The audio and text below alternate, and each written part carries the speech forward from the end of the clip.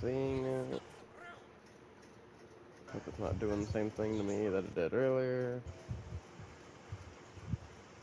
No, we are live. Okay. Well, sorry about that awkwardness at the beginning, everyone. My thing takes a while to load up so I can pull it up on my screen sometime. But hello and welcome to week 5 of Damionpyro's Nerd Talk Live podcast.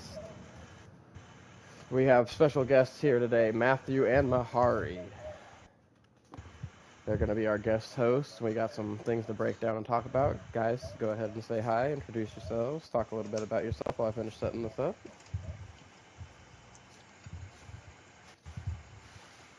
That was by accident. I didn't mean to. Like, I keep doing that by accident. Well, let's not have everybody say hi at once.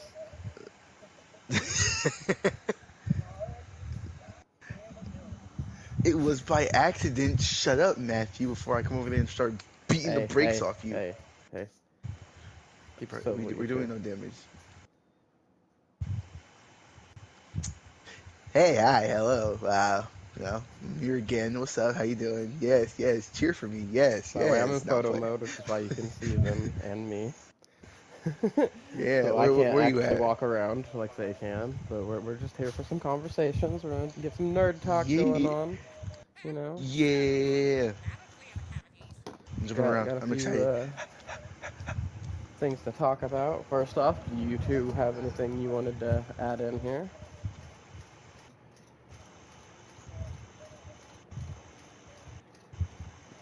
I mean, okay, that's Uh, not helpful at all, Matthew. Okay, I need helpful things, guys. Like anything you not realize like nerdiness can be like anything that you can be excited about. It could be music, sports, fucking I have something to TV add. shows, movies, fucking books, video I games, art of any Okay, I have kind. something nerdy. I have something nerdy to add. I have something nerdy to add. All right, let's go. What you got? I learned today that 2 + 2 equals fish. Uh, how did you not know that you could take a two and flip another two backwards and line them over each other to make a fish? I learned it today. I am special. See, I'm a special. I'm smart. I'm So, smart. I'm okay. smart. Lesson learned. Don't let you guys start off the conversation. Got it. What do you mean? I started off the conversation great.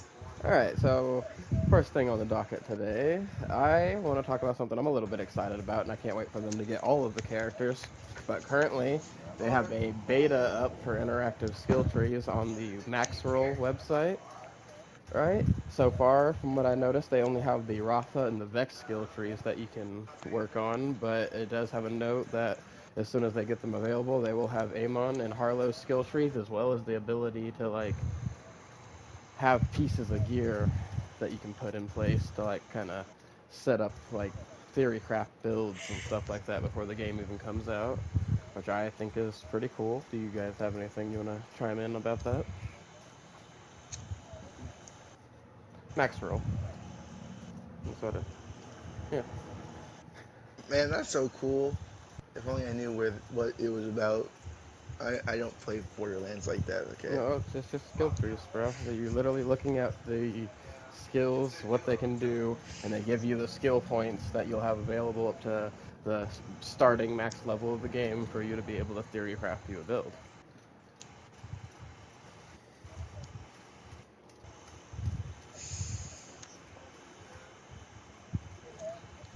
I don't know Yeah, who I'm gonna play as, but I'm gonna play as somebody when I get the game. yeah. And also, Matthew, if you do want to have any kind of checking out of a mom's skill tree, like before they actually have the interactive one on I'm on the website on Maxroll.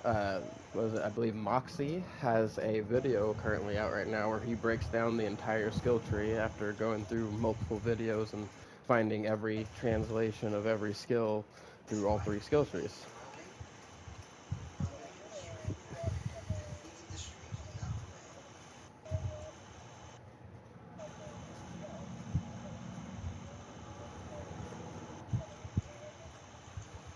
Yeah, everybody right now that's talking about it, they're all having to find the translations from, because like the only people I believe that got to play them on already it was all in Chinese. Just like over here, we got to play Vex and Rafa early. Yeah, no, they've translated it all, so you get a very good idea of what all the skills and everything like that are. You know, so I think that's pretty freaking cool. I'm going up and out of the chimney, bro. And you know, This is less than cool. 60 days, guys. Less than 60 days. And we can hear Mahari's brother in the background talking Marvel Rivals. W, I guess. 60 days. Less than 60 Woo! days. Less than 60 days. Woo! Borderlands 4. I might cop it on my next I'll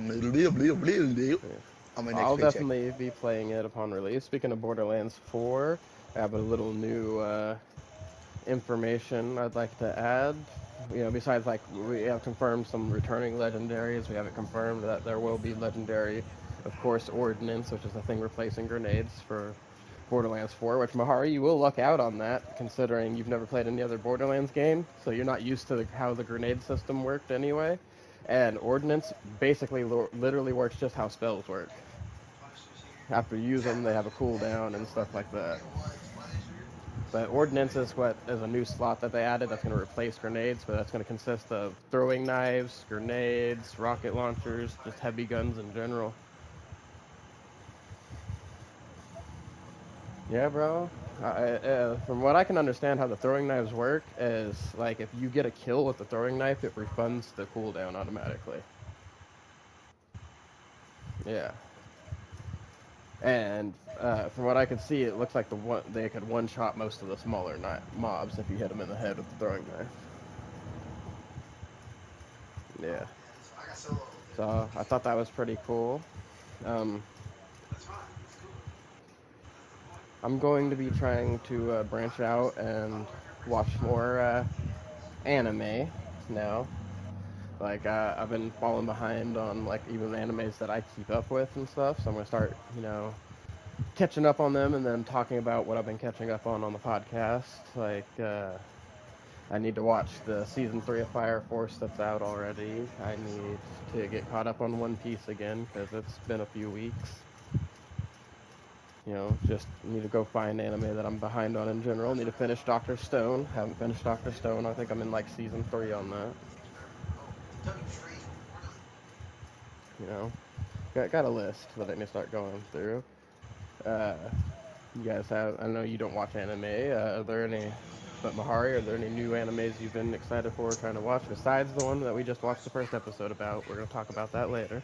That's its own little area.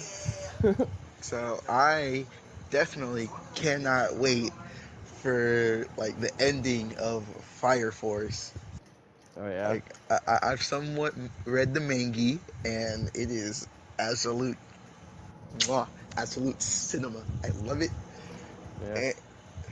and like I can't wait to get more. See, I'm going to buy someday, somehow. I will buy every single manga of Soul Eater so I can read it and understand the entirety of their universe and how it plays in with Fire Force. I gotcha. Yeah, definitely, probably. I honestly, even though the manga for Fire Force was made after, I highly recommend actually reading Fire Force first and then going into Soul Eater because just the way it'll flow will seem like a whole Yeah, natural story. because technically Fire Force is the Like a predecessor slash prequel. sequel. Yeah. Like it's a prequel. It's a prequel, but also predecessor. Because like Oh yeah, that's what a prequel it, is. It's something that's made after the original but takes place before it. That's a prequel. it's a predecessor. I like it.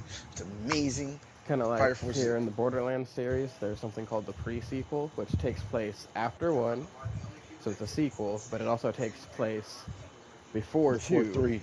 No, before 2. So Oh, 1 and 2 had already came out, and they made this so it's game. So it basically takes place before 1.5. 2, but after 1, so it's a pre-sequel. So 1.5. Nice to play on words. Yeah, pretty much Borderlands 1.5. But it comes out after 2, and like some of the story takes place after 2, so like it's a prequel and a sequel at the same time. It's prequel and a sequel. It's a pre. It's a Pre-sequel. sequel. That's literally what's Sequel, called Borderlands sequel. pre-sequel. A sequel, sequel. All It's a right. preschool and a C school. Anything else you guys have to talk about there before I move on to the next subject? Uh, uh, mini harmonica. I like it. Mini. Okay, you Okay. can go ahead. Okay. Anything helpful to add? Hey, you said anything, so I said the first thing that came to my mind, and I All have my right. mini harmonica in my hand. Yeah. Anyway, let's continue on to the next subject. I saw a trailer that got me excited this morning. I believe it's already available now. If not, it will be available here in this month. But hold on, goddamn. It's Universe 3, if only. All right, I apologize about that, everybody. I had to get my dogs to be quiet, so they're not just barking up the stream. All right. Hmm. Anyway, as I was saying, big trailer that got me excited this morning. Dragon Ball Z Kakarot Daima DLC. I'm a big fan of the Dragon Ball Z Kakarot game. Yes, most people are bummed out because it's a single player only game, but if you want a true, like, in my opinion, like authentic Dragon Ball experience, that's the way to go. It takes you through the, whole original story plus some extra stuff. They have a lot of good little seasons, but part one of Daima and being able to explore the world of Dragon Ball Daima and everything like that is available, from what I can understand. I think now. So I thought that was pretty cool. Can't wait to be able to play it. They actually already have the English voice pack, which is freaking crazy considering both Sparking Zero and Xenoverse don't have the English voices for the Daima characters yet. I think they might have recently got the Goku Mini English voice for Xenoverse, but as far as I They know, in did. Sparking Zero, they're still Japanese only audio. Hmm. Which is crazy, even though, the series is finished in both languages. I think that's pretty funny myself. But I cannot wait to explore the world of Daima. The combat looked pretty freaking cool. I don't See, know so exactly how far part one goes, but I know it definitely, from the trailer, makes it to the first Tagami fight. Hoping it at least makes it to the second one. I'd like to piece up Tagami number 2 with freaking Super Saiyan 3 Vegeta. uh, okay, so I had actually so I bought Kakarot on like a different on my PlayStation 4 Mhm. and had completed it. Like Mhm. done did everything. But now I need to buy it again to platinum it on this game and then Actually, buy every I, be- single DLC. I believe, And because that I was is looking at to re-download it the other day, I believe it is one of the games that are available for the free upgrade from PS4 to PS5 version. So if you still own the PS4 version, you can just download the PS5. I think it was on a different account though, so Ah, okay, I got you. But I think you yeah. do have to still restart your data after downloading the PS5 version. So if I end up doing that, which I probably will once I acquire said Daima DLCs, which will probably be sometime in the future, because I spent all my gaming money for probably like the next 4 or 5 months on fucking Borderlands 4 pre-order, getting the big boy Super Deluxe Edition, because that's kind of my thing. I wasn't ever able. I've always gotten the Game of the Year edition of Borderlands 1 and 2, and I was like, Borderlands pre-sequel was the first one that I had the chance to pre-order because by the time I found out about Borderlands 1, Borderlands 2 was already coming out, right? And my friend Thomas back in the day, not the one you guys know, but like somebody else that I known a long time ago, he's the one that originally got me into it. And how he got me into it, he's like, bro, I know you don't really like shooting games like Call of Duty, but imagine this, but you get superpowers and you can level up like Pokemon. And I was like, what? And he's like, yeah, that's what it's got, RPG aspects. You got skill points you can put in and stuff. And after I started playing, I was like, bro, this is nothing like Pokemon, but you still got me on this. I'm hooked. And then like I started finding out all these like pop culture references and just like little hidden comedy things and some outright comedy things. And it's just like I started falling in love with the Borderlands series from there. Where I really fell in love with the Borderlands series was 2, because like it had the most references to other things outside of the actual universe of Borderlands itself, as far as like different pop culture references and stuff like that I'd ever seen in the game. A lot of things that I related to and knew about. Very good story. Then you got a big exposition if you like would explore and find all the epilogues and things like that of the actual lore of the Borderlands world, more so in 2 than you got in 1, right? The game was freaking huge. All the DLCs were fucking done amazingly, and there was just like a lot of content. It was something like it felt like a game that just kept giving. It's like every time you figure out like, oh, I'm to the end of this. I've already done everything. There was always more, and this, you know, freaking just a whole little journey along with that series. The most hours I think I've ever put in a video game was probably in Borderlands 2. Just playing all the different characters, maxing them out, exploring everything, finding all the lore drops, stuff like that. Just a really fucking great time in general. And that being said, since pre-sequel was the first one I got to pre-order, it only had 2 editions, the regular and then the one with the little DLC season pass, which I got the one with the season pass. I did the same thing for 3 Wonderlands, and now 4, and if there's a 5, probably be doing the same thing for 5. But I'm definitely excited for 4, and really I don't have very much to say. We keep getting back into the Borderlands series over here, talking about stuff like that. But back to the subject, the Daima DLC itself, like the cutscenes and everything look freaking great on it. Exploring the open world looks fun. The combat looks super fun because they look like they mixed the mixture of the base game combat, where you could like fly around and stuff, with like I don't know if you played the World Tournament DLCs and stuff like that, where like when you're in your fights, you're kind of like earthbound and you're like running across the ground and stuff with the fights. They have like a mix of both of those in the fights, which I'm excited about and see how that works. Being able to play freaking Power Pole Goku got me excited. Bro, I And love honestly, playing Kakarot. yeah, I just really curious because they really open up the Dragon Ball world in Kakarot, and you actually like explore full areas and look around and see parts of the world you don't normally get to see in like the anime and stuff. And I can't wait to see how they fleshed out the demon worlds and stuff like that for the DLC for Daima. You got anything you want to add in about that, Mahari? Bro, Kakarot, like, I don't know, understand why Kakarot gets as much hate as it does. It is fun, you know. I enjoy the fact that I just get to play the Dragon Ball story and it just be me. I don't gotta worry about no modders, no hackers, no nothing. It's just me, myself, and I playing a great Dragon Ball game. Yeah, and they usually set up the fights with like interesting mechanics and stuff like that, and like you actually get, I like that you actually get a sense of like power progression throughout the game, because like as you level up and acquire new skills and stuff like that and expand your arsenal, like you can actually notice your character like improving their fighting styles, getting faster, hitting harder. Like you feel the power increase. It's not just like, oh, I leveled up and do more damage now, and it's not just like I can visually see myself doing more damage. No, like I can visually see my character moving faster and hitting harder and stuff like that.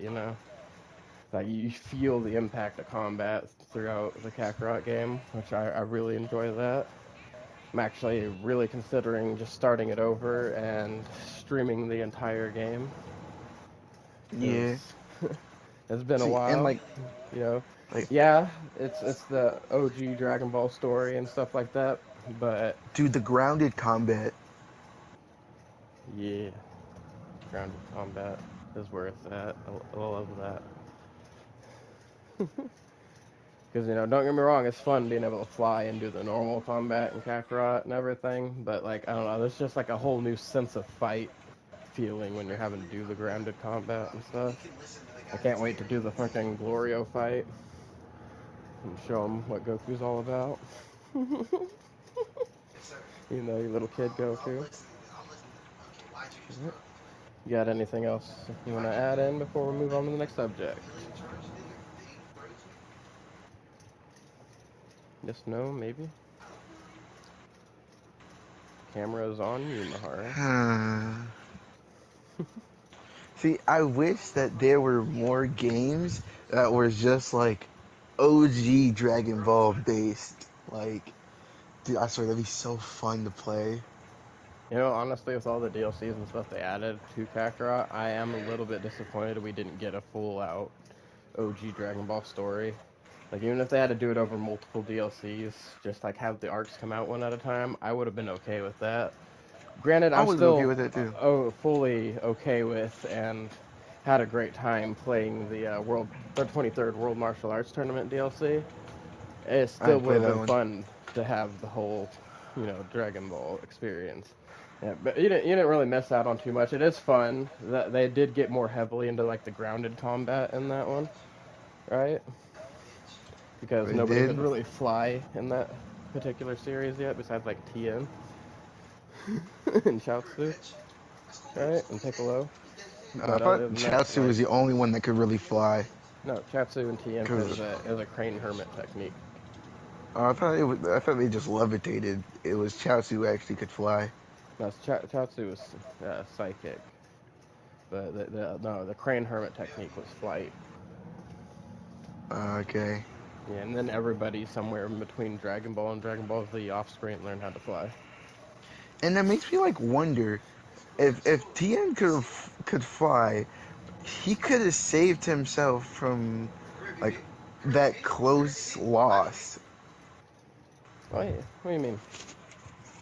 Like you know how he almost lost against against Goku, but he Yeah, only won because because that Goku got hit car by a came car. in. Yeah, he was Like, out of energy. That's why he was falling.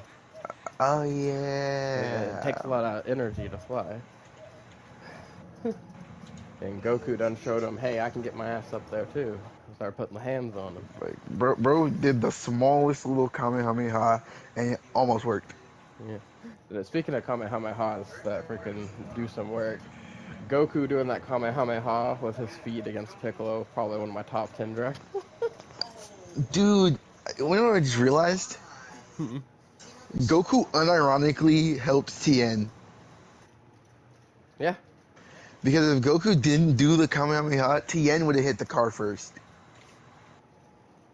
possibly. And if that car wouldn't have been driving down the road, Goku would have freaking won.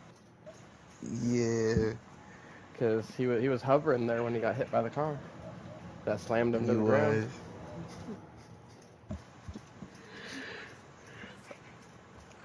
But yeah. Okay, so I still onward to want the to know like next. how they. Oh, no. Sorry, sorry. Go Yeah, sorry, I ahead. didn't mean Go to cut ahead. you off Go there. I ahead. was going on to the next subject. He has more to say I was too. gonna say I don't know how did they like see it all the way from like the tournament because like I did not see a camera following them or nothing. No, bro, How did they anime know that magic. Goku lost? Anime magic, bro. That's gay. Now Goku's honest, bro. You think he was just come up and be like, yeah, no, bro, y'all, we gotta have a recount. Y'all didn't see me hit the ground. There's no ring out here. No, bro was probably like, yeah, I lost. That's fucking Goku, bro. What do you think? True. Anyway, let's pan the camera back out here. Since we're all kind of like standing separate here, let me remove here. All right. I'm limited to where my character's standing for photo mode, guys, so apologize ahead of time about the weird camera angles. Let's go ahead and get out talking about the new Gachi Akuda anime that we, how many episodes are out now? You said about 2, right, Mahara? Yeah. We only watched the first one, and I would like to give a quick little review and then talk about it. Okay. Because, so, my initial response was like, I kind of got excited because that first line with the if you take good enough care of an object that said that it'll be imbued with a soul, right? That hit a Yeah. lot because of the I'm a big Bleach fan, and the full bring arc of Bleach, that was kind of like its whole thing, that if you spend enough time with an object and you take care of it and you really care about that object, part of your soul imbues into that object and gives it a power, right? which is like, the whole premise of the Fullbring arc. And it turned, that's where they showed us that like literally everything in the universe has a soul, not just living Yeah. beings, but inanimate ones too. And I think they're kind of playing off that fact with the anime. Uh, at first, I was like, man, these people in this anime are really wasteful. But then, like, I think that was kind of like the whole premise they were trying to set up was like that because the upper class, like, I think that's really a big gross over exaggeration of kind of like the difference between upper and lower classes in our actual world. Because, like, you have the humans, quote unquote, who are all well dressed, everything's clean, their houses are nice, freaking, they definitely have a lot of money. If anything goes wrong, they just throw it away and get a new one. You know, freaking, Yeah. essentially the spoiled rich people of our world. And then you have the tribesmen, which are the, forced to live on the outskirts of the city, lower class people. They get all the hand-me-downs. Their town kind of looks like slums. It's all junked out, stuff like that. They're still kind of clean and like more dressed nice than like the people that are probably down in the lower part of the world that we find out about down in the pit. But freaking, they're still, you can still tell that like there's dirt on them. Their clothes are a little raggy, or they're not new. Yeah. And it seems like anybody from either side can go to any part of the world over there, because we saw that one guy taking notes in the very beginning, who was all like We dressed really did. raggy and stuff, and the freaking lady looked at him and was like, huh, I wish they would just stay on their half of the city. Like, damn. Talk about some like 1950s, hey, stay on your side of the tracks kind of shit.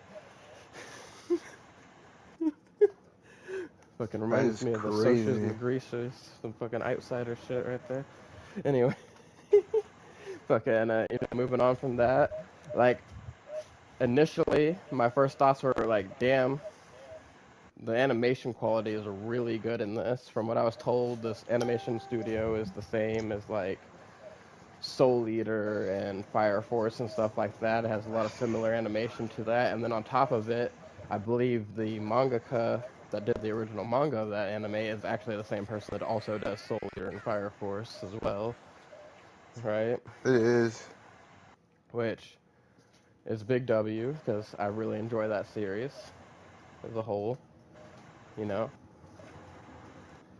And then freaking, I thought it was interesting that the kid was just kind of like stalking around watching people throw things away to kind of find trash that he'd want, and that it's illegal to go through the trash, like, as a punishable by death offense. Like, so they literally opened fire on this kid because he was going through the trash that they were going to dispose of, because they're so freaking picky about how trash is disposed of, which I think, later in the anime we may have to like be confronted with a reasoning why they do that the way they do, like why they're so peculiar about how they handle trash and why it's illegal for people to steal, like to the point where it's a punishable offense. Like I said, they literally just fucking started opening fire on this kid with rifles. By the way, kid is fast as fuck, because they show the fucking bullets slow down in front of his face and he dodges them, which I thought was pretty lit. But he did get like Yeah. clipped by a certain shot that like kind of like cut his arm a little bit. At first, I thought that was Yeah. going to lead to like a whole thing of like him getting arrested because somebody's going to find him and be like, "Hey, I recognize that wound," or something. Not at all what happened. So it turns out the kid steals trash to fix it up because, as he said, quote unquote, humans are extremely wasteful. So even the tribesmen separate themselves from the upper class people. Like I said, the quote unquote humans, even though it literally appears like they're all human, right? And freaking he'll fix it up and he'll try to sell it to people. That's kind of like his little business. Like he was working on a lantern and stuff like that. He fixed up that rabbit for the girl that he liked and stuff like that. We had a nice little moment of him going and like having a wholesome little conversation with what we find out is his adopted father, because it turns out that his father went on a quote unquote murdering spree and got shoved into the pit. So the reason everybody teases him is because he's the son of the murderer. It's only a matter of time before he goes crazy too. and his adoptive father's over there teasing him, telling him that, you know, he should go give that rabbit to that girl and give her a little kiss with it, you know, really tell her how he feels and stuff, you know, just some hazing that you could think of a father doing to his son, you know, like trying to help him gain confidence to be able to go pursue what he wants and stuff like that. You know, and actually talk about and open up his feelings. I thought that was a nice little heartfelt moment. I loved the original dynamic between him and the girl Chihuahua, I believe was her name.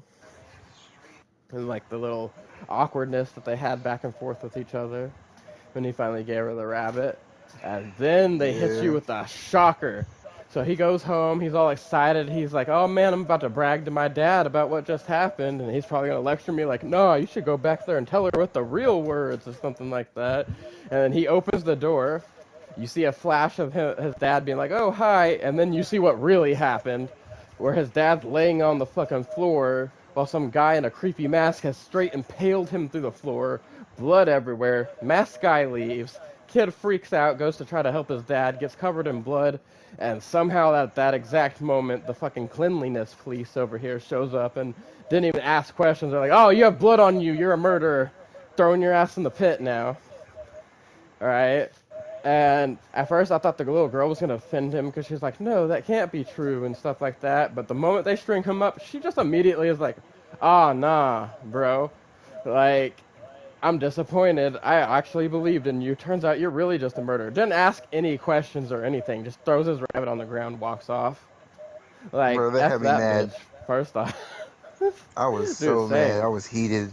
No, same. And then they throw him in the fucking pit. Oh, and I forgot to mention, like, throughout the whole show, the music was fucking fire. Like, a cross between, like, techno and metal and shit like that. Every time the music fucking cranks up, you're like, oh, shit, bro. Like, it gives you good, intense vibes. And the music, when they drop him into that pit, was some, like, intense fucking heavy metal, like, mixed with techno type shit. It was really fucking badass. I liked how trippy it got as he was falling. But I do have a big question for the end. What the fuck was that goddamn giant metal beast thing that it ended the episode? Bro, I have no idea. That was just something. That was a crazy way to end an episode for sure. I'm definitely going to be watching that second episode as soon as I get a chance because I'm going to try to be Same. all caught up before the podcast next week because I would like to keep talking about it. And since it's a new anime, that's something that I can do like a weekly review over.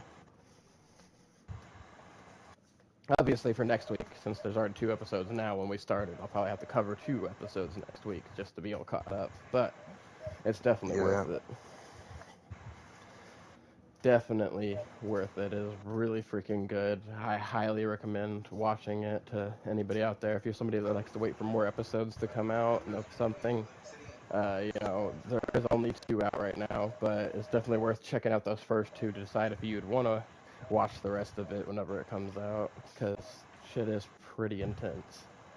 And I heavily enjoyed it. Very high quality animation.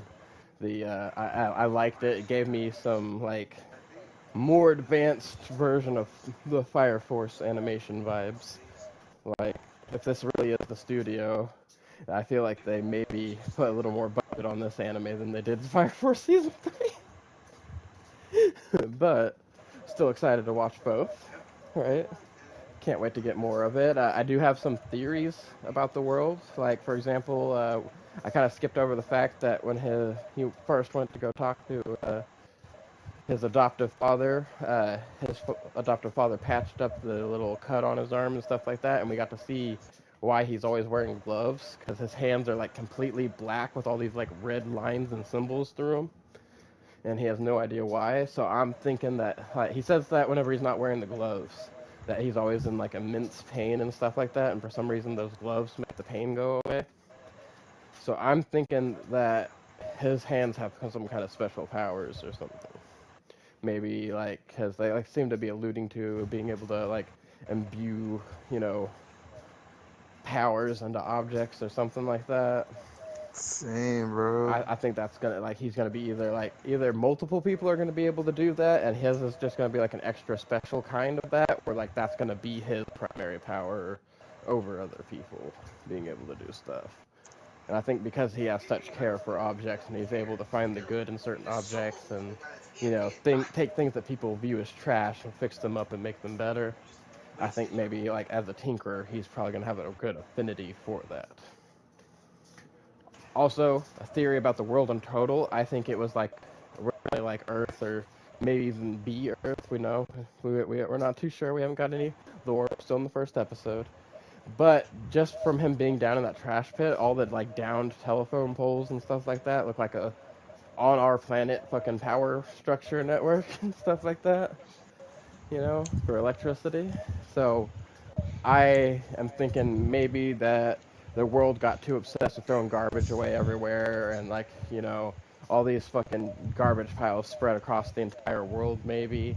And like because everything has a soul that like it started forming trash monsters and so they moved on top of this giant mesa and they made a city, but then probably at one point they started overpopulating and so in order to like control populations they started this whole thing where they made slums on the outskirt of the city on the edge, and they have this whole thing where like on the daily they watch people get thrown in the pit, and while they're doing it everybody's over there chanting down with the filth, down with the filth, shit like that.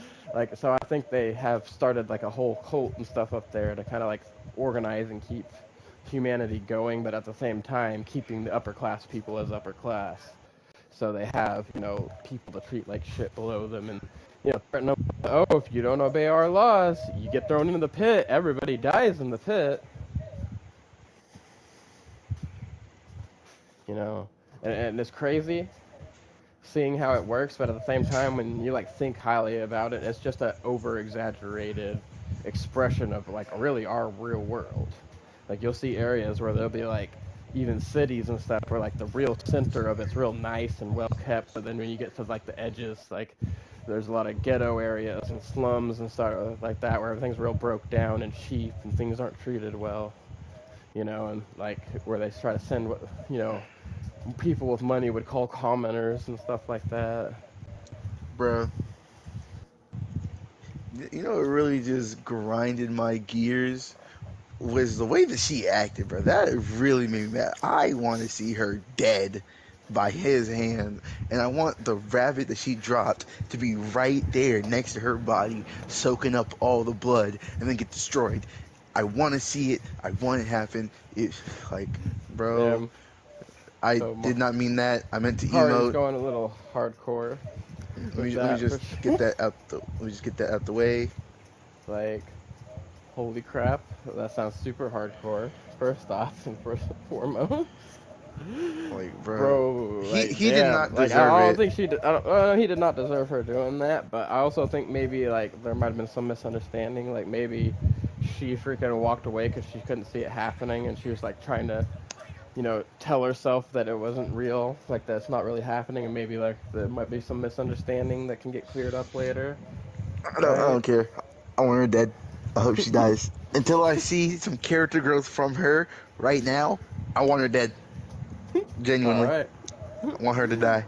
really, I for want I dead. want Big Bro to get back. I want Big Bro to get his get back on everybody.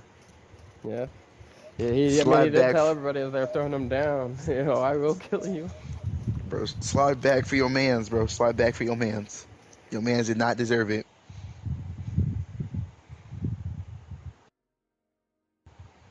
Okay, so that's pretty much all I had to say.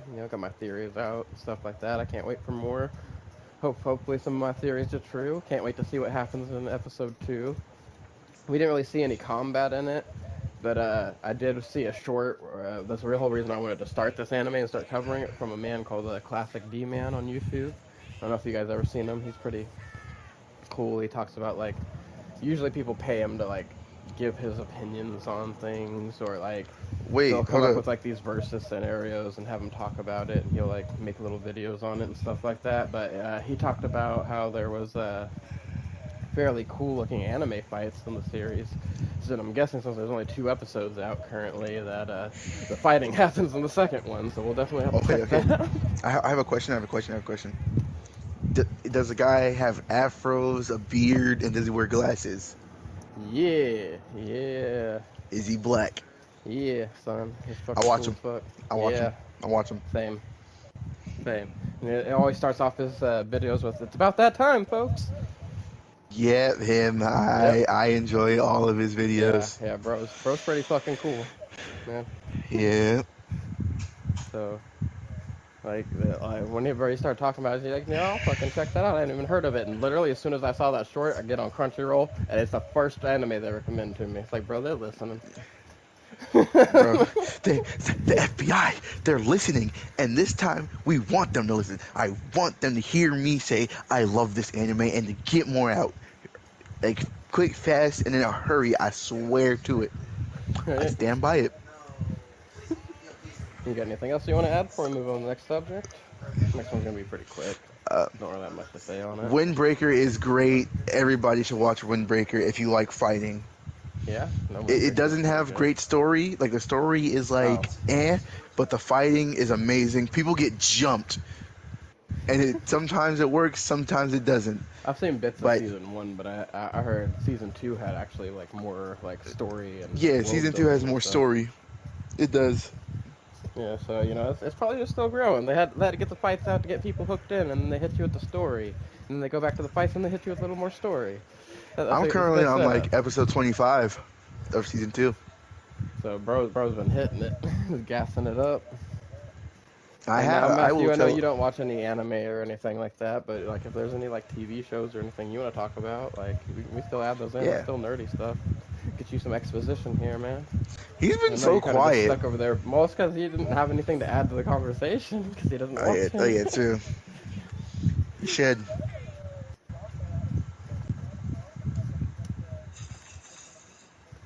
Oh, okay. Okay, music. Let's talk about music then. Yeah, there we go. Top 3 favorite rappers.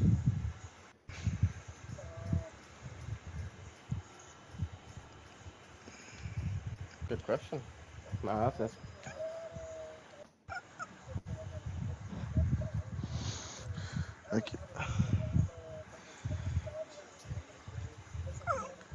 Okay. Okay. Top 3 most listened to rappers.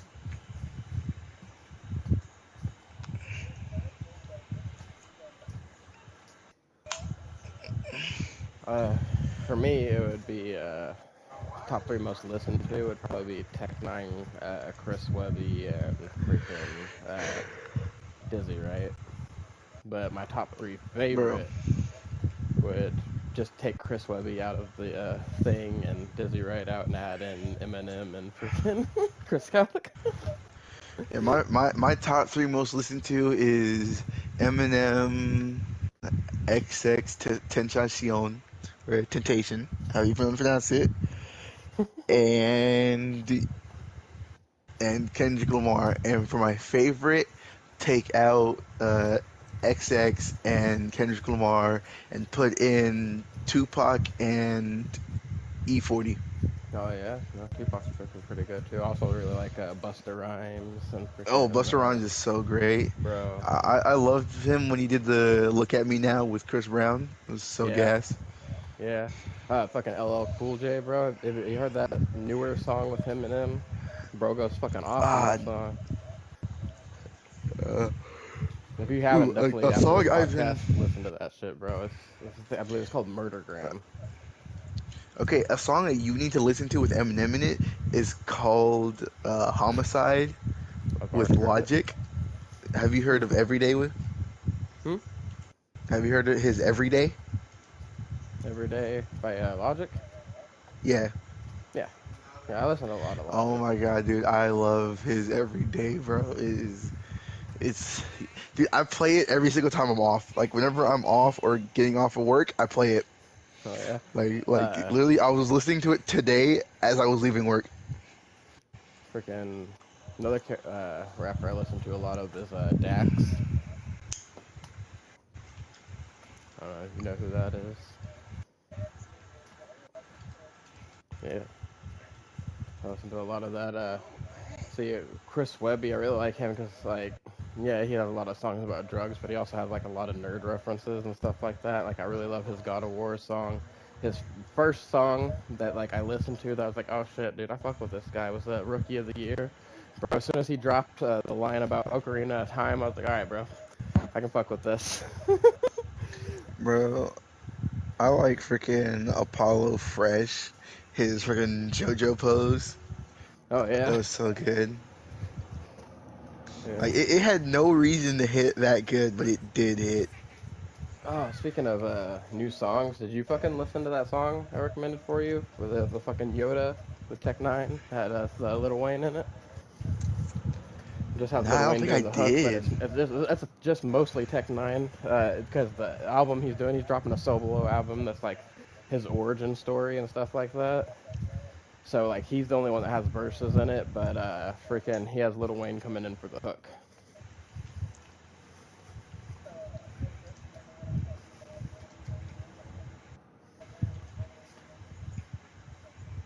Oh, is it on Rainbow Six?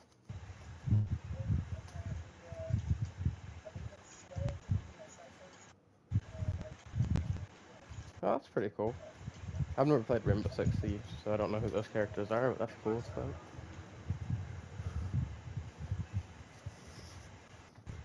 Right, good. Good. We're just talking. We're trying to get stuff out of you, bro. Get more conversation from you. What all kind of music do you like, Matthew?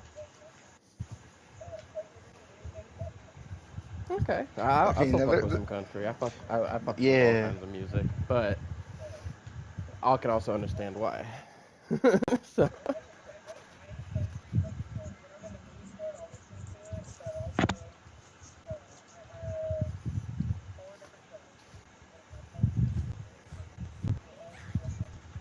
mm, I,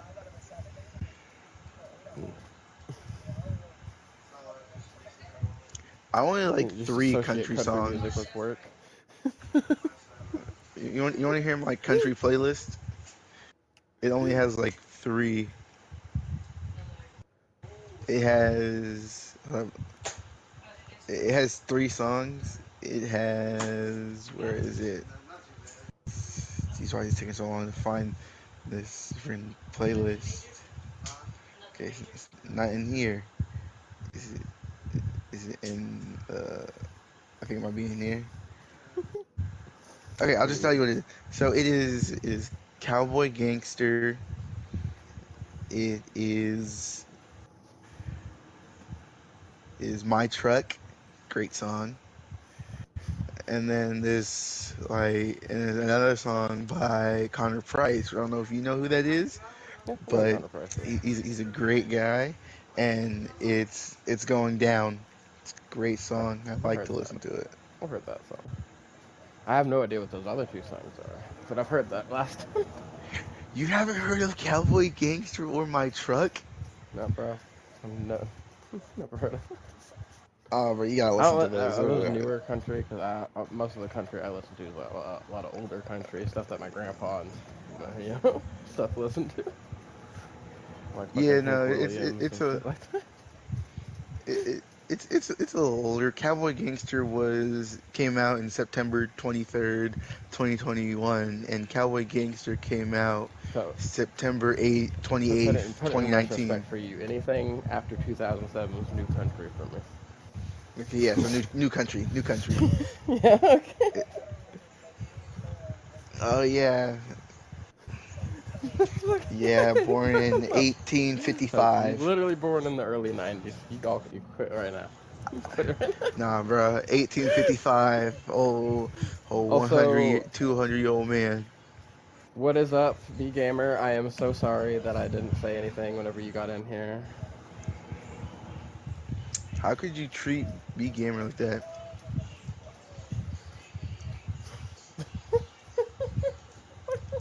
Bro was on Noah's Ark. Bro was there when Moses split the Red Sea.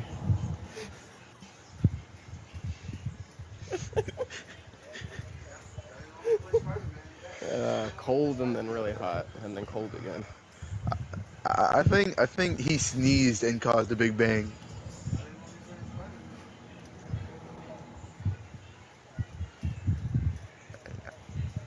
How was it when it was just pitch black? When did you decide to I already create it told by y'all. farting? I already told y'all it was cold and then it was hot and then it was cold again. Okay. Yeah.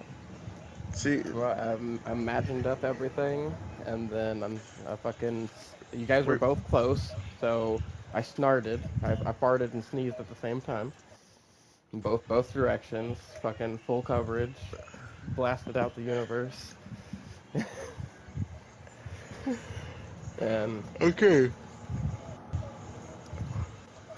bro, it's a little mix of both that fucking just rolled around Ew. and created. It was snart, Okay, bro. now question.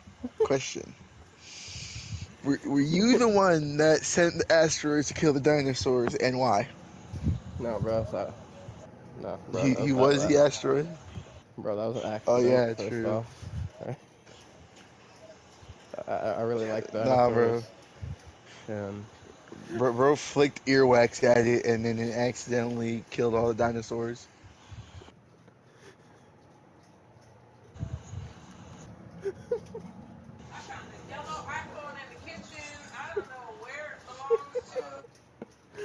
all right. Anyway, what's up, chat? Thank you all for watching. We're gonna go on to the next subject here. Sorry I didn't see your messages popped up because I do have to keep switching to my notes here, unfortunately. But we're gonna keep this going. By the way, if you guys have my stream pulled up and you see anybody message, please let me know because I can't see it right now because I have my notes popped up. So moving on.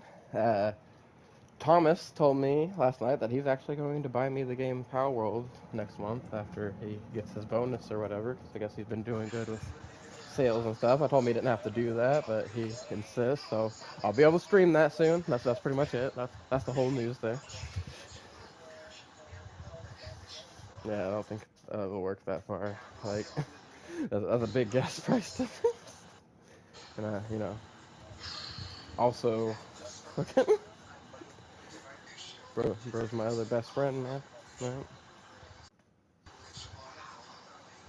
What do you mean? What about you? I haven't even known you that long yet. I'm kidding, Matthew. I'm Dang, kidding. you ain't even gonna do him like that. No, I'm kidding, brother. Yeah, bro. All right. Who you fool? Why are I you don't doing even here? know How'd you. you get in here? No, for Who real though. invited you? I have enjoyed making friends with you guys. Getting to know you all. Y'all pretty freaking cool. Obviously, I wouldn't invite you to be guest hosts on my podcast if I didn't think you were pretty cool. Oh, okay. Bro's just like my fucking main moderator, but is over here like I understand where I stand. Like, bro didn't get a fucking high honor there and stuff. Anyway, moving on to the next subject. I want to talk about how it feels playing Marvel Rivals again. And I know you took a shorter break from Rivals than what I took from Rivals, but I still would like to know your opinions again. My initial opinions is, yeah, which I will ask you yours here in a second. I'm just gonna give mine real quick first. My initial opinions is it's really nice playing on some of the characters that I enjoyed playing with beforehand, and coming in and learning some new characters again. It's nice having like a big change up of new balances, new changes and stuff to get used to. But I still am experiencing the same problem I had last time. And it's just how random the fucking matchmaking is, and like that you don't feel like I would be less okay if I lose a match because both of our teams were around the same skill and that they just happened to win by like a certain move or something like that going down versus like these matches that we keep getting in. Like I'm not even okay with the ones we win because it seems like it's one way. We're shit stomping their team or we're getting shit stomped. There's no in between.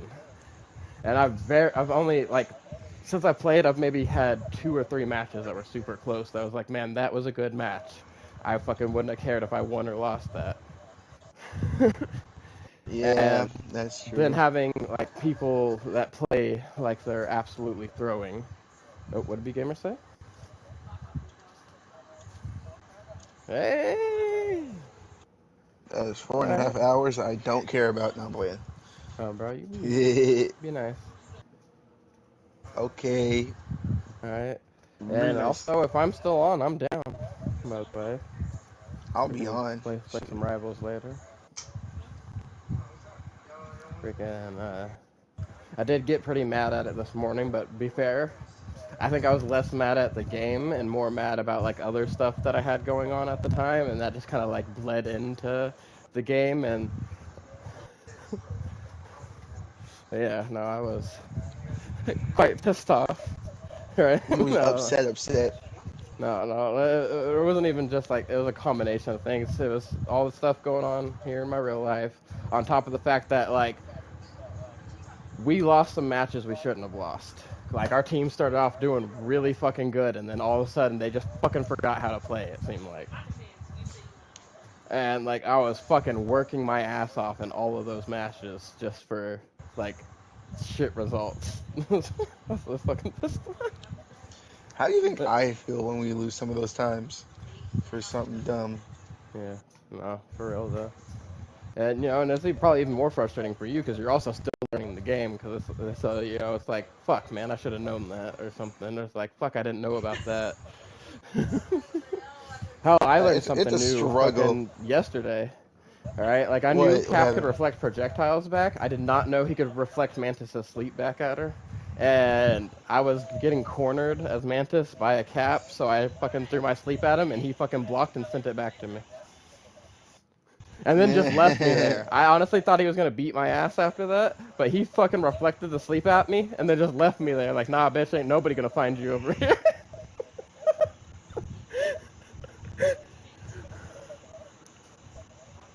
Oh, see, I knew about all of that. I just did not know. Like, I didn't know her sleep was like an actual physical projectile. I thought maybe they just have that little animation there so we can see where we're targeting and stuff. I didn't realize that it is like a legit physical thing that can be reflected back.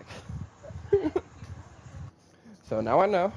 Don't be throwing anything projectile-like at Cap. Period. The fucking stick to beam characters from fighting Cap noted.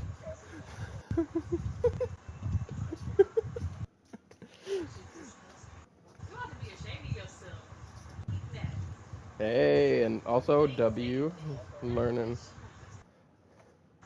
taking Jeff to yourself.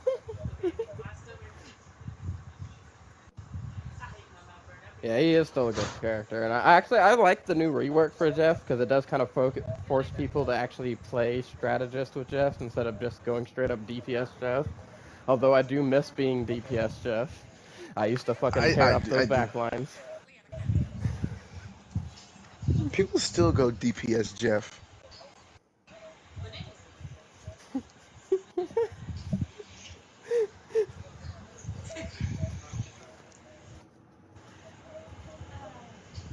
Yeah, Yeah, yeah, I like that they knock people back now. I just miss being able to fucking like literally just be a menace in the back lines. Like my best teams I ever had with Jeff was whenever we had two other strats and then like a fucking DPS and a fucking couple tanks, and they're just out there fighting while I'm over here being evil and killing all the healers. Especially with that Luna team up. Ooh, I could fucking be a menace with that Luna team up. what happened to the Luna team up? They swapped it over to Hawkeye, and he got a Venom team up. I hate that they removed the Jeff Luna team up. Yeah, well, I mean, it made sense because the way they reworked him wouldn't have worked anymore unless they're going to give him, like, the old ammo count back temporarily for the ice bullets or something, or maybe enhance his fucking breath stuff with it, make his spray heal more or something with it and do more damage. I don't know, but Yeah. I like that he can actually has more healing options than bubble and spray, and that you can actually defend yourself with a spray now. I like that. Yeah. But also, I hate it when I'm fighting Jeffs because I always forget that they can just spray me in the face now and hurt me. Because it's always like I'll dodge the three freaking projectile blasts and be like, haha, bitch, you're defenseless now, and then spray it in the face.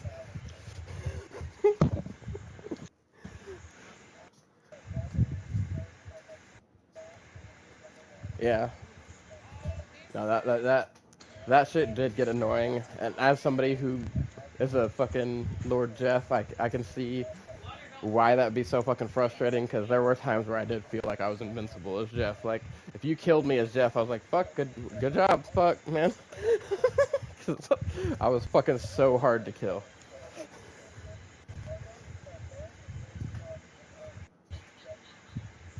Yeah, because you just swim Yeah. away.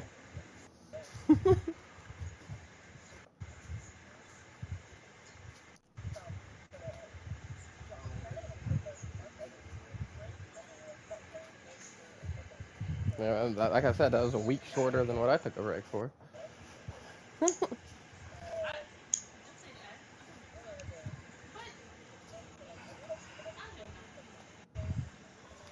Oh, I love that thing change.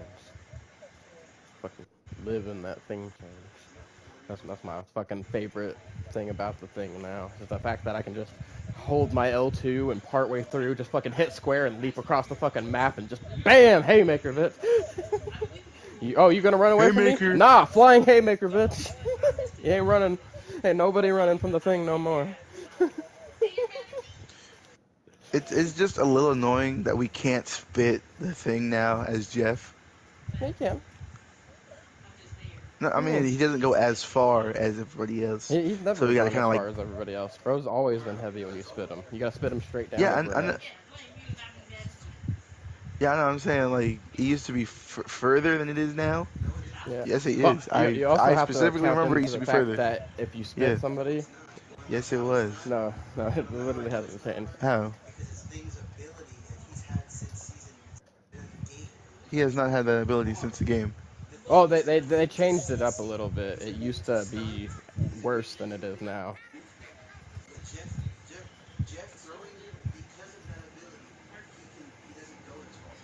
Yeah, he can Before leap he was back to sent you now. further. Oh no, it just looks like he was sent No, further before he. because now he has that square ability. So when you spit him, he can literally just press square and leap back at you. Yeah. I could have sworn he was thrown back further. No, it's just because it No, looks like it. they. Because now they can stop themselves from going farther because they can just leap back at you. No, Damien, I'm talking to my brother. He's also right here talking to me. Yeah, no, I can hear what he's saying. I'm agreeing with him. Uh, yeah. I still feel like he was thrown further than before. Like before, he was thrown further than he is now. Yeah. Bro's always got thrown out like he's heavy though. Listen, the first time I ever spit a thing as Jeff, and this was before he got the little fucking square ability to leap at people, bro rushed himself at me and somehow managed to run while in the air and get back up on the fucking ledge. But I've always, to get rid of them, always had to spit them straight down off the ledge or jump with them.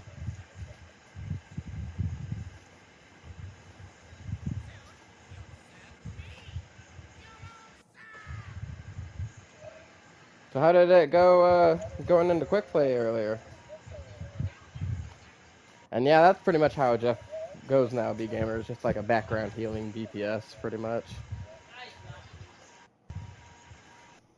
You went against the Venom? How was going against that Venom? Really, how was quick play and going against that Venom, B Gamer? So I'm switching back to my notes real quick. So I can look at what we're going to move on to after this, so I can remember while I wait on his reply. Anyway, Matthew, didn't mean to cut you off there. Continue your experiences.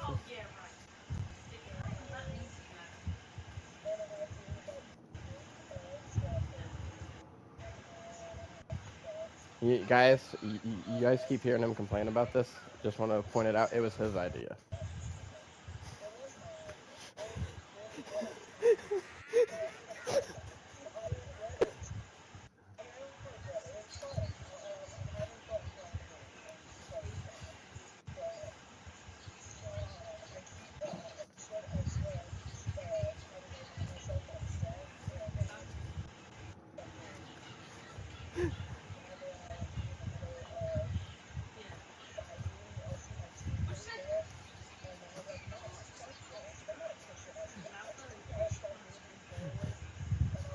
I'm supposed to be behind these people. Yeah, I'm supposed to be behind these people. No, I feel that because like there's times wherever I get mad at the team and I'm like, fuck this shit. Nah, we ain't getting pushed back. Like I took everything in my power earlier when we were in comp with Nathan to not type in chat, help me push everyone because I was cloak and dagger and I was the only one pushing point.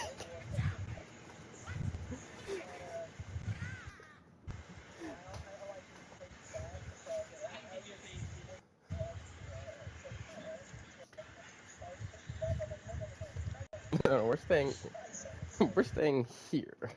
Now that's actually one of the things I love about Sue is that you do have that ult that you can kind of just be like, no, this area here, this area, this whole circle right here is fucking mine.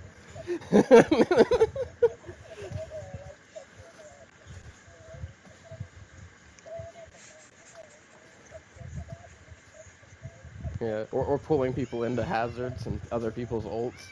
Like the other day, I pulled somebody into a Wolverine ult. Like they jumped out of it, and I fucking pulled them back into it before the Wolverine landed. Like, no, where are you going?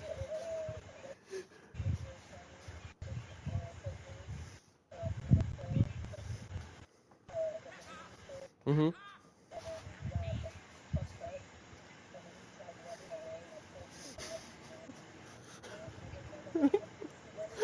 We're staying. No, I remember that. I remember that because you were. I remember you because you fucking started getting on that Thor every time he popped out. Like, bro was fucking up a Thor with an invisible one because he hated how he played his Thor.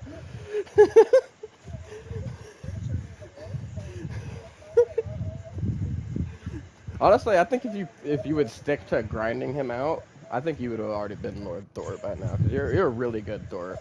Honestly, probably the best Thor that I've seen.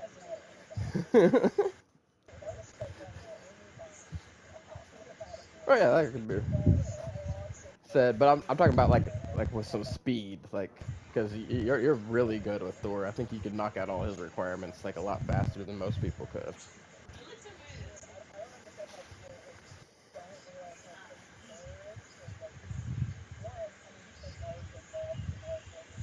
Hmm.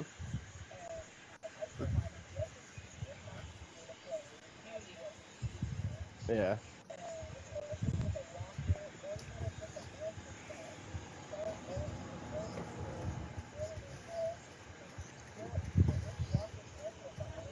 Right.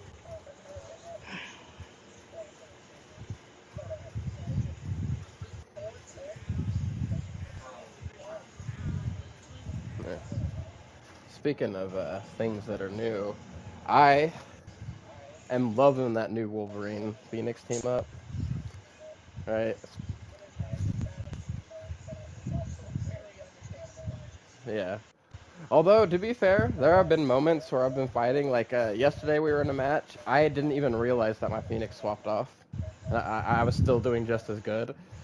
So I was like, "Yo, didn't even realize that bitch switched halfway."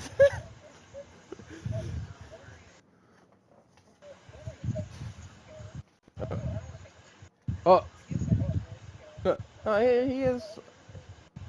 I wouldn't like I said, I wouldn't say he's difficult, but he's got easy to understand moves. The only thing hard about Wolverine is the fact that you have to turn your sensitivity up to really be good with him.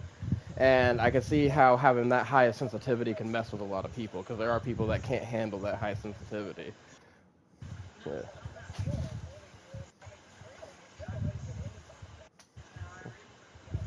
Oh yeah, you guys will be cooking.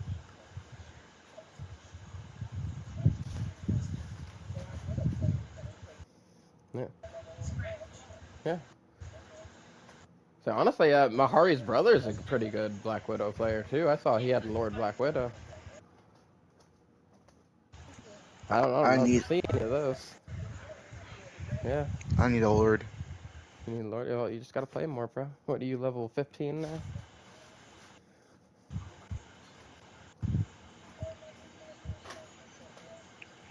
Alright. Jeff will be my first lord. I will lord Jeff. Yeah, bro. Jeff's a good one to start with too. He gives you a good understanding of like the base premise of how the game works. I think he has a little more. Uh, It was better for training wheels before the rework because you could get practice in literally doing all 3 rolls with Jeff. Like you could fucking get up there and take some damage and keep healing yourself and stay alive really good, so that get you a lot of damage blocked.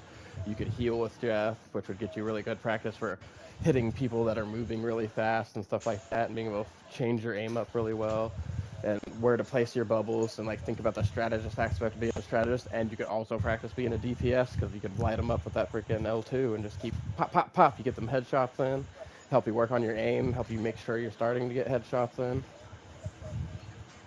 Like he was a really, really good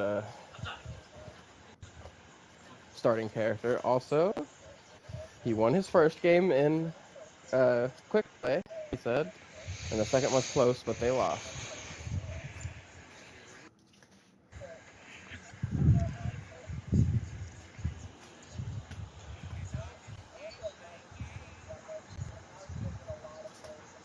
Yeah.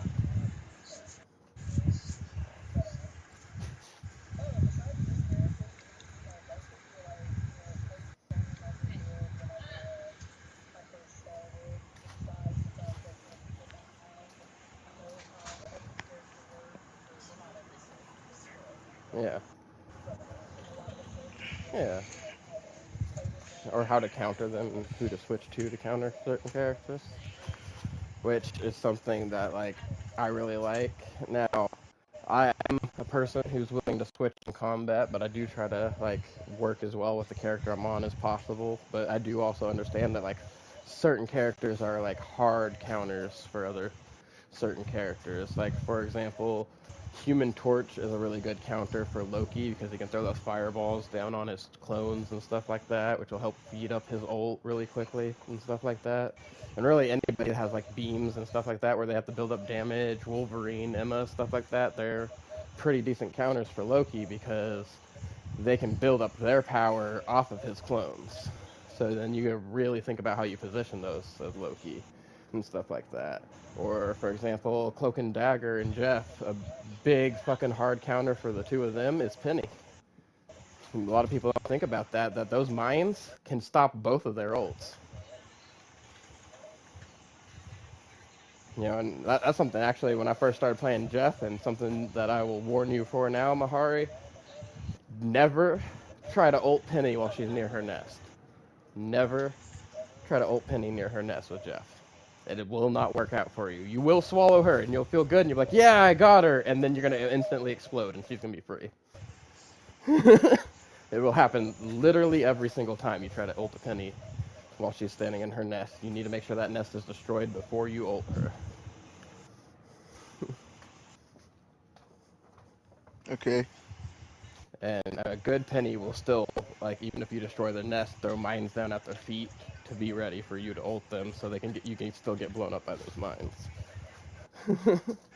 But also, if you can see Penny's mines, you can blow them up early with your attacks. Most people also don't realize that. You can blow up freaking Rocket's Amplifier, Squirrel Girl's ult. You can defeat Phoenix's ult. You can defeat Storm's ult the same way. I don't know if you can attack Psylocke in her ult, but she also moves so damn fast that I miss her every time I try to hit her in her ult. So that's two to be determined. Damien. Freaking... you can kill the Onks from Moon Knight, you know. There's a lot of things that you can eliminate from the battlefield that are a big nuisance if you leave them there. Okay, Damien. I know this isn't I know this isn't like podcasts, but like, Mike got kicked for being good. I mean, That video. we're here to talk, so yeah. It has 49 views. It's my most popular video on my channel. I'm happy. Yay. Heck yeah, kind of weird to self-insert that in the podcast, but alright, bro. Something Sorry, we're sorry. kind of I talk was, about toward the end when I'm, questioning you guys about stuff. Things like dude. that. I was like, sorry. But I just I looked at my understand. channel It's like exciting. unironically, and Finally I getting just saw views. that, and I was happy. Yeah, bro. It was It's really still nice at seeing 36. like a big boom in your views from where they used to be. Like I still get flabbergasted that I've been getting over 100 views on some videos, and that my shorts here recently have always been above 500 views every day. So that's they used to only get like 1 to 2.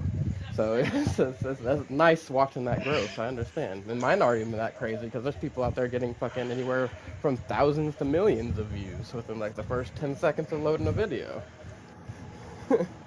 That's like it's just For something that real. it's something when you're creating content and stuff, you have to just keep working toward it because that's where how most people fail out is they get discouraged early on because they're not getting the numbers they expected themselves to get, and so they quit. Or even if they understand that, the moment that it starts to become work, a lot of people quit doing it because like then that's something that they have to do and that they have to fucking try on. It's not something fun anymore.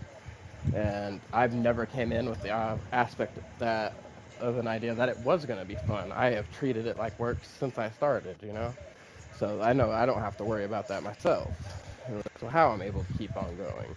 And I think if more people that would be making content would, think in that mindset, that would help them a lot more. Because, See, if you're trying to be successful, obviously you're trying to eventually make money off it. And besides that, I also like have a lot of cool things that I've wanted to get out to the world. So it's kind of like a win-win situation. I get to share the things that I would hope to entertain people, things that stories I want to write, things like that. And at the same time, eventually, if I get popular enough, could be something that I can make money off of, and I could get off disability and things like that. Because I can't work a normal job due to the nature of my disability. yeah. See, I'm trying to like go like somewhere with this, but like I'm also trying to have fun with it. So Oh like yeah, of I'm course you can streaming always as have much as I fun with it. can, but then I But also have a job, so like I have some way to sustain myself while I'm yeah, trying to get this up there. right. And as long as you don't just like lean too heavily to one or the other, and you find a good balance, you'll be able to start growing and keeping it No, going I'm balanced. pretty well. My Nice. upload schedule is like sporadic, Hey man, so is but mine. We sometimes that gotta keep works people on out. their toes. And and if you don't give people a starting time for everything, then you don't hear anybody be like, "Hey, you're late." Like, how can I be late if there's not a set time? True. What's you question, B gamer? Oh, B gamer wondering if he should sub to Mahari.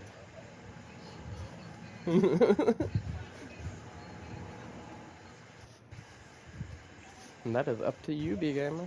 But anybody watching, do go check out Papa Mahari. He does have a channel. It's pretty new. Bro's only got like 30 something subscribers. He's out here trying to grow. He joins us all the time. You've heard him and his goofy butt out here making jokes and making weird noises and stuff. Bro's very obsessed with Xenoverse PvP. That's kind of his shit over there. I'm leaning into other things. Oh no, I'm just saying It's like that's just your big main Xenoverse. thing. Yeah. He said, and he already did just now. LOL. Got a new sub. Yay. Look Thank at you. you. All right. Anybody got anything that they want to add on to either, you know, the conversational topics of adding to streams or Marvel Rivals? Okay. Moving on to the next subject. This is one Matthew won't relate to anyway, so that works out that he's going to the bathroom real quick. I'm going to be talking about how I am completely burnt out on Xenoverse 2, but I'm still going to have to end up playing because I want to get my contribution in for my points for the week, and I want to stay in the top 500 so I can get that Ultra Instinct. So whenever I do feel like Same. playing the game again, I have these things that I want from the tournament in general. I think that there are several ways they could go about improving the Festival of Universes. Like, if their whole thing is to try to get people to freaking play more, they need to give us more stuff to do during the week instead of repeating the same thing over and over. Like, they need to balance out the rewards from things. Like, if you get, like, for example, we had Elite Patroller matches last week. So literally everything gave us bonuses. But you had different varying amounts of bonuses, and it turned out just grinding out the freaking Vegeta raid seemed to be the fastest. So then it was just like it'd get boring just doing that same thing over and over and over again for points. Yeah, it's an easy way to get points, but at the same time, it'd be nice if I could go do literally anything else and get the same amount of points. Instead of having to focus on one thing and get the most points in the shortest amount of time. know, it'd be nice to have multiple options. Or like for the weeks when they have that parallel quest week, for example, I thought it was cool that they had a bunch of different parallel quests as acceptable. And I liked that the higher up in level the quest were, the more points they would give you. I don't like that it was literally just the same quests all week. I think it should at least change every day. If not, every time you go in, it should load up a new set of quests that could have a bonus for you, instead of just the same one over and over and over again. Like, draw up engagement. Like, I like grinding in video games, but I'm also getting up there in years, so, like, I have to be more picky and choosy about what games I want to give my time to, you know? Like, I can't just spend freaking weeks grinding out one game endlessly anymore, because there's other games I want to play, and if I just do that, then I'm not going to get a chance to play these other games that I want to play.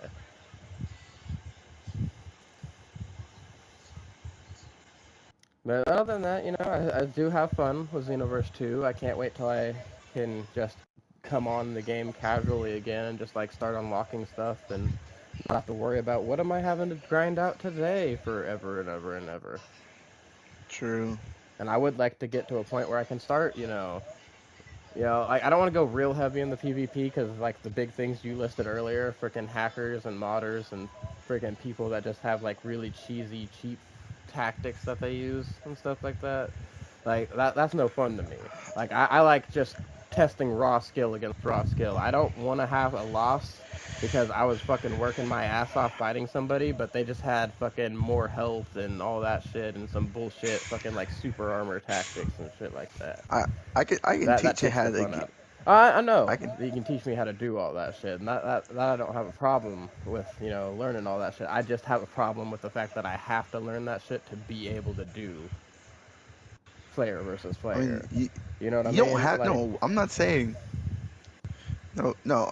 You don't have to learn it. I was about to say I can teach you how to not let that happen to you. yeah, I mean, like, you still have to learn all of this shit to, like, be able to go through all that stuff. And No, then you, there's certain no, things you you can't don't. avoid, like somebody activating a super soul and getting fucking super armor and just running your ass over because you literally can't do anything to them unless you also have super No, armor. so most players, if Or they people have that will a Super fucking Saiyan limit, a Super Armor limit burst, they will not attack you. That's literally like yeah, a yeah, but there's still unspoken people that rule in will, Xenoverse. and like that guy you fought the other day who was using what you said was taking advantage of that they got from the evil whirlwind attack, and then fucking just grabbing you afterward. Like the cheap little Yeah. tactics like that, or people using the Broly grab spam and shit like that. That stuff I don't like. I like just being able to just throw hands with somebody, like raw skill versus raw skill. Like I want our punches to be able to do the same damage to each other. I want it to matter who is getting the more hits in and who blocks the most, who dodges the most. Like I just like getting those good matches where you're just throwing hands and like Okay. Then stuff like that. okay. Here's how you do it. Go like with limitations Even if you go with limitations, there's because still gonna be people fucking hacking and stuff like that. no, with That's my big limitations, problem with the universe. no, you can't hack in limitations. Limitations Yes, yes, unhackable. you can. I've literally fought people whose health How? did not go down while I'm hitting them. In limitations? Yes. All right, listen. That's the I have. difference between somebody modding and somebody hacking. Somebody modding just puts really powerful crap that gets limited out by the no limitations for the most part, other than if they modded their character to have higher base stats, right? Stats don't matter in with limitations. Literally levels, super souls, and attributes don't matter. It's literally just Yeah. straight hands. Everybody does Yeah. the same amount of damage and everything. Well, not everything, because I've seen people with limitations with more health and stuff like that too. So like they limits a lot, but there are still contributing factors. And like I've said, somebody straight hacking, they're actually like literally cheating. Like you'll notice because they'll attack and they'll fucking their key won't go down or their stam won't go down. You'll literally see yourself hit them, but their health won't move. And we just lost the Feel Matthew. like I feel like that's a lot of lag.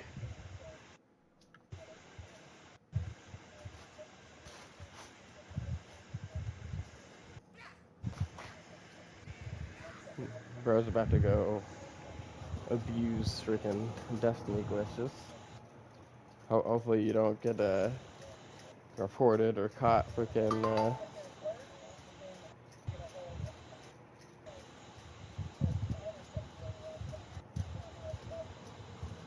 Ah. Well,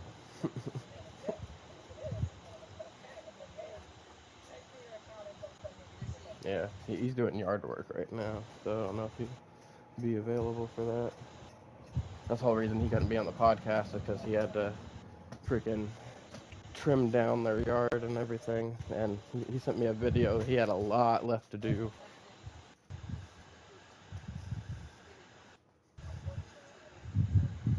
Yeah, Get your same. money up. Get your money up, not your funny up. Yeah, these guys are both so arrogant. Chat. Y'all hear them? I can't even spell arrogance. That's crazy.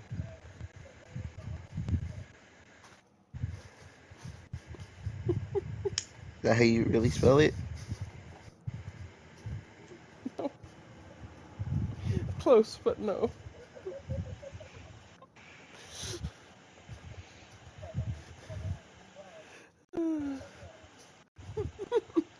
Anyway, I am gonna continue on.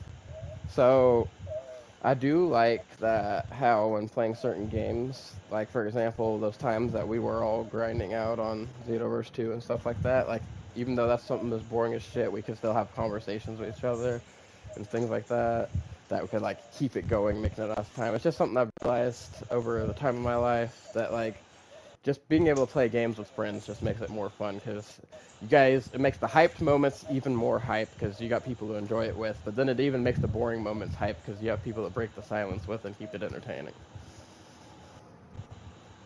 And so, like, I've been enjoying over the last few months, meeting all of everybody while I'm streaming and being able to play games with more people. Like, I like all this interaction and stuff. Like, you all, this is or the segment where I'm going to say thank you to literally everybody who watches my stuff and participates in any of these things because you guys make it worth streaming. Aww, he loves us. This guy. Anyway, Hey, hey, hey, moving hey. on to the next thing. So I have some new ideas and things that I want to start doing for going on for the future of my channel. So I have a couple ideas for other stories that I want to write that are like long format to go along with my Shadow of Umber City. And since I've been so busy here lately, I haven't been able to continue that audio series as much as I'd like to.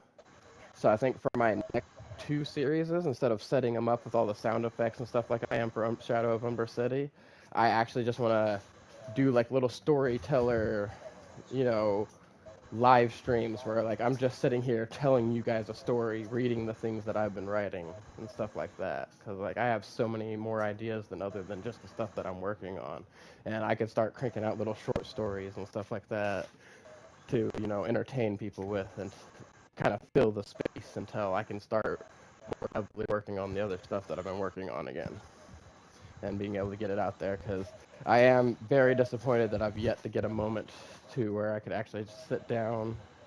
And I guess I could just take out some of my streaming time for it, but also, I've been working on growing the channel. So once I get more backlog content to kind of like start cutting videos out and keep something within every day, it probably will be a while before I even get to finish episode 1 of Shadow of Umber City, which literally just has part 1 and then part 2 plus 3, which are two separate videos out currently, while part 4 is just sitting here like, hey bro, you ever gonna add sound effects to me and release me?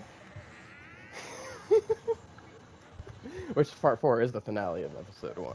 That's where all the action takes place. So I really need to get that out there.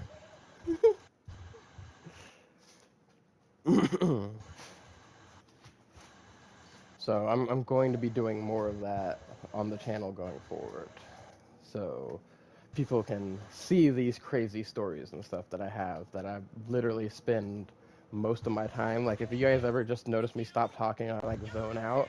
It's because I'm thinking currently about things that I want to work on, and like I'm always building. Like throughout all my notes and things that I've written down and stuff that I still just have up in my memory here in my head, have literally an entire multiverse worth of work that I could just put out. Like, I have my own extended universes that I've created. Like, I've created whole planets, races, languages, freaking, like, entire world structure sequences.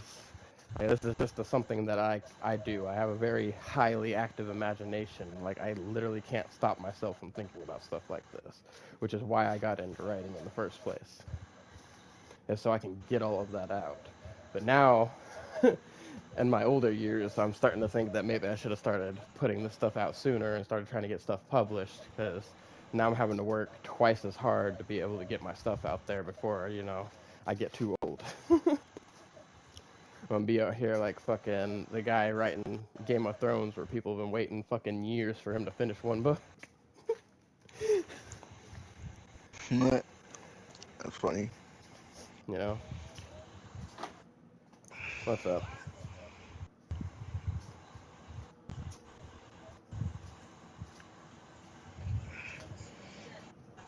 Oh.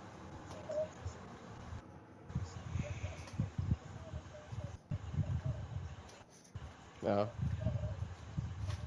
Yeah. If it'll even work for you, because when he tried to game share with me, even it told me his password was wrong, and then even after he changed his password, it told me his new password was wrong, and then it wouldn't let him sign back into the app. So, just said fuck it. And so, no game sharing of the Palette world, but that's all right, because Thomas said he's gonna buy it for me, I guess. So,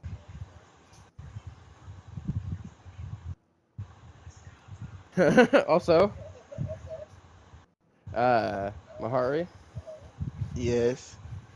B Gamer said he subbed to you. It's just gonna cost you giving him Jeff to play us when we play together. You can take it back. You can unsubscribe. You can just Damn. unsubscribe. Damn. Yeah, you can just unsubscribe. That's wild. I would never tell one of my subscribers to unsubscribe like that. That's crazy. But it's Jeff. That was It's my something very Jeff. personal. But I With more like on the way. Jeff. Jeff's a good boy. Jeff is a good boy, but there's other people who play us. Get a branch I out, will Mahari. not stop playing Jeff until Blades come out. Because then when Blade come out, I'm gonna play Blade. This guy.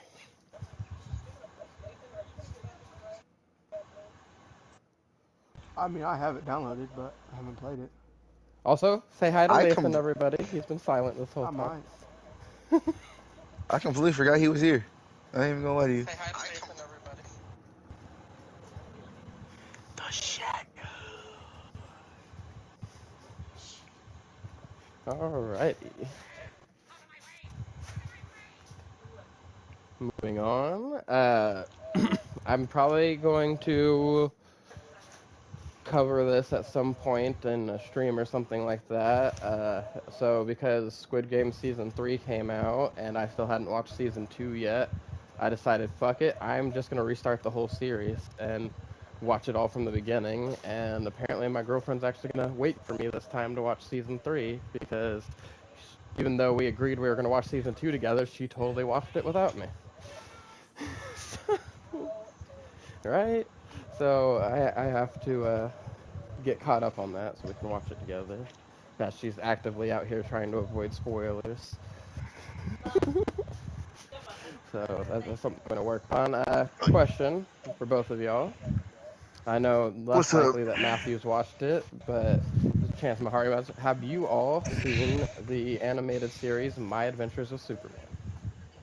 Nope. It's basically anime Superman. It was made for Adult Swim. You can find it on the Max app currently, formerly known as HBO Max.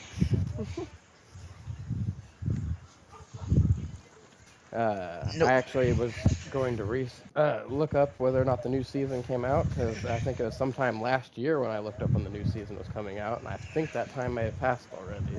So I need to check up and get caught up on that. But it is a really good, fresh take on the story of Superman. I actually heavily enjoyed it. Great animation. They have like anime level fights in it, and they managed to make me interested in a Superman story, which is very hard to do. Like, there's only ever been two other times in existence that I've ever been interested in a Superman story, because I find Superman as a character highly boring.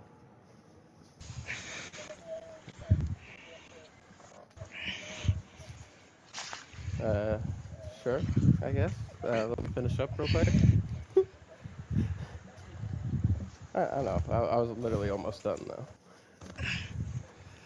So, the two other times that I was interested in the story of Superman have all been, like, really just family-oriented series like Smallville and the Superman and Lois series. Like, they give, like, a real grounding to the character that I can actually enjoy. Most of the time, like, when I watch, like, the old Superman movies or I read a Superman comic, it just really doesn't interest me. So I like that, they're trying to change it up now and like start a new formula with him. Like, for example, I really am enjoying the whole new Absolute series from all the Justice League, and that includes the Absolute Superman, because they put a good, cool, unique twist on it. Now, I am sorry, Matthew. Continue. Huh.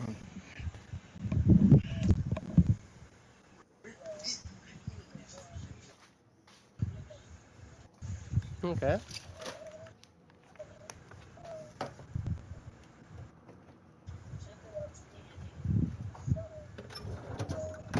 That's crazy. So you have a cousin named Cal? Cal, I know, but it would be Cal for short. they even in the comics and stuff, they call him Cal for short. So.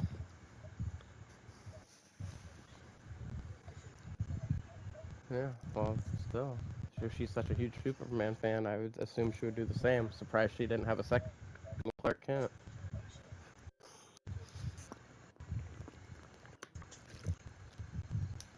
Anyway, continue, Matthew. Is there more to your cousin? Was it? No, that. I got you. So, I'm assuming neither of you have any more to add to that, since neither of you have seen the series My Adventures with Superman. Okay. Mm. Yeah, it's on Max. That's an animated series, but it's pretty good. If you like, comic book superhero stuff. Like, I know you don't like anime, but it is basically just anime comic book shit, essentially. Like, they do really good with it. And he's not all OP from the start either. So, like, as the series has been progressing, he's been discovering new powers and stuff like that. Okay, I'm back. Welcome back, Mahari.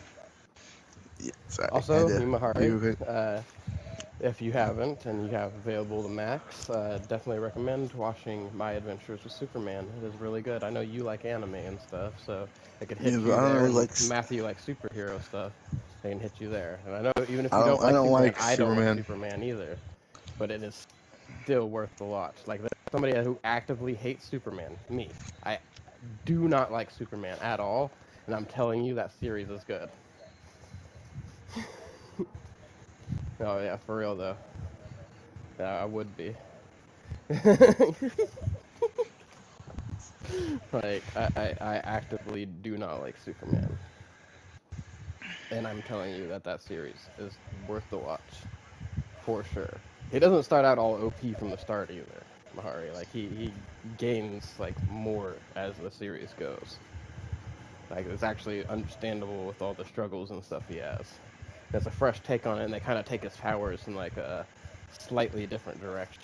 Like, he has some powers that he actually doesn't even have in most things that you watch of Superman. Very good, fresh take. As we are moving on here, oh crap, I should have put these notes in some better orders, so this should have been with the rivals discussions. Have you all heard anything about the Smurfing ban drama going on The here what? recently. People have been getting banned for smurfing that either, like, it's understandable if the person actually is smurfing, right, that they get banned. Because it's kind of unfair to, like, newer players that they're having to go against somebody who grinded up to, like, level 100 and then switched to a new account. And they're out here whooping ass because they know how to play all the characters and shit like that. But then there are people that are literally are just people that played earlier in the game and got really good at it and then quit playing for a while, and then because their rank got lowered down so low in comp, people have been reporting them for smurfing in lower ranks of comp, and these people have been getting banned. So thankfully, from the one I heard, the guy got his account back after a couple days, but the first thing is he got a weekly ban that literally by the next day got turned into a season-long ban. And then I guess the third day he was able to log back in again because they said on the note that he has been seasonally banned pending a investigation into the fact that whether or not he was smurfing. So I guess they are, looking heavily into it, which I think is cool. But I do think that before they issue the ban in the first place, they do need to finish their investigations.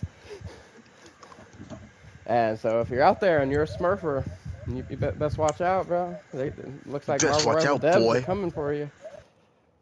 Okay, I can hear myself. I can hear an echo now. If one of you might have messed with something on your headset or something, I don't I did know. not miss anything. Oh, it's gone now. Yep, it is good. It is good now. It just came up out of nowhere, so I was just checking it. Uh, yeah, I'm really hoping that while I'm trying to help you get grinded up, that they don't ban my girlfriend's account. Otherwise, I won't be able to help you with that. But who knows? Who knows? We'll find out. I mean, worst case, at least they banned her account and not mine. But she never plans to play the game.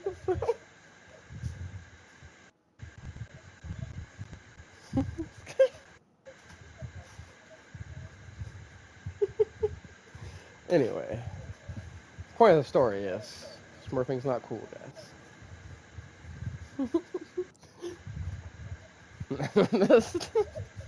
Still not cool. But yeah. So, another thing, I have been watching a new comedy series. So I guess it's not too new. It has 2 seasons out now, although the first one's like half the length of the second one. It's called Tires. It stars Shane Gillis, and there are some other actors and stuff that I don't really recognize, but there are 2 other comedians that I recognize. I'm not exactly sure how you say his last name, but his first name's Stavros. Last name's like Halkios or something like that. He's a really big guy. He's pretty freaking funny. Bro's got a big old bald spot on top of his head, but he cracks me up. And his character is fucking hilarious in the show. It does seem to be kind of more like a dude comedy, right? Like there's a bunch of freaking sexually oriented jokes and stuff like that. So like this might be something that like guys enjoy more, but it does have moments that it could go either or. Just comedy in general. Although there are some jokes where I'm like, that's a little bit racist. But they have those every now and then. Another comedian in there is Andrew Schultz, which a lot of people know that guy. He's pretty funny. But I've been checking that out. I just finished season 1, and from what I can tell, so generally there's this character Will, which I don't remember the name of the guy that plays him. I should have wrote that down in some notes today or something. But he is essentially the son of the guy that owns this chain of mechanic shops, and his son's trying to boost business for the store that he runs in general. And in the start of the series, he accidentally buys a big ass bulk order of tires that are non-refundable. So he has to figure out a way to not only boost business and make up for the loss of ordering way too many tires, which he did end up getting a deal on those tires for buying so many in bulk, but he didn't know he was going to get that deal when he accidentally ordered. And so the initiative becomes, by the end of the series, that they figure out, okay, so we're gonna sell these tires kind of cheap, but in return, we're gonna use that as a way to kind of like upsell people, like, because once we get the tires off, it's a lot easier to sell them things like brake pads or other things that they might need fixed on their car, right? Because fuck it, my wheels are already off, might as well fix it now and then put them back on, you know? And there's like a really good comedy throughout it. Shane Gillis's character is ironically also named Shane, and he's the cousin of the Will character. And from what I understand, his main thing about his character is that like you can tell he cares about his cousin, but he also likes fucking up shit that his cousin's doing because he thinks it's funny. So like he's always fucking trolling this motherfucker and making his life harder. And then like at some point he's finally like, fuck, I was a dick, and then he has to go help him fix it. It's kind of just like a good back and forth. I tend to keep it entertaining. I'm excited to see what goes down in season 2. The pacing is kind of slow at some points, but you know it has enough laughs to keep you going and enough kind of like backstory behind it to be like, okay, what the fuck's going on here? You know, it's not a hard watch. It's something that you can easily watch while like drunk or stoned or freaking just wanting to chill, tired at the end of the night. If you know you're straight edge and you don't do anything. That is something that I think like all walks of life of people could enjoy at some point, but it does seem to be like more of a dude comedy due to some of the jokes, which is why people like my stepmother, for example, who tried to watch it but said she couldn't get into it. I think it's because she probably just like those weren't her style of jokes, you know. And another thing that I am excited for coming out this month, I believe, is Happy Gilmore 2. I can't believe he actually made a sequel to that movie. I'm a big Adam Sandler fan to begin with. I love all his older movies. There are some of the newer ones I haven't seen yet that I do need to see, you know, and I just really enjoy his movies in general. Right, I've never watched an Adam Sandler movie and be like, you know what, I don't fucking like this movie. I have thoroughly enjoyed each and every one of his movies, so I am happy to see that he made a sequel to one of my favorites. And, you know, I didn't even watch the trailer because I don't even want to know what's going on in the movie at all. I just want to watch it when it comes out. And I believe it comes out on the 25th of this month, if I remember correctly. And speaking of new things coming out on Netflix, they released the teaser trailer for Stranger Things Season 5, so Stranger Things fans rejoice and, you know, wallow in sorrow at the same time because while it's exciting that there is a new season coming out, it is also the final season, so this will be the end of Stranger Things. And you know, like they did really good with the teaser trailer. Like you're really not watching it and being able like, oh, I can tell what's gonna happen this whole season now, right? They really gave you like they give you enough exposition to be like, oh shit, I need to watch that and find out what happens, while not just straight out putting the whole story in your face, which I like how they do that. And we got the release dates. It's going to be separated into 3 parts. We're going to get Volume 1, November 26th of this year. So toward the end of the year, we're going to get Volume 2 on Christmas, and then we're going to get the finale on New Year's.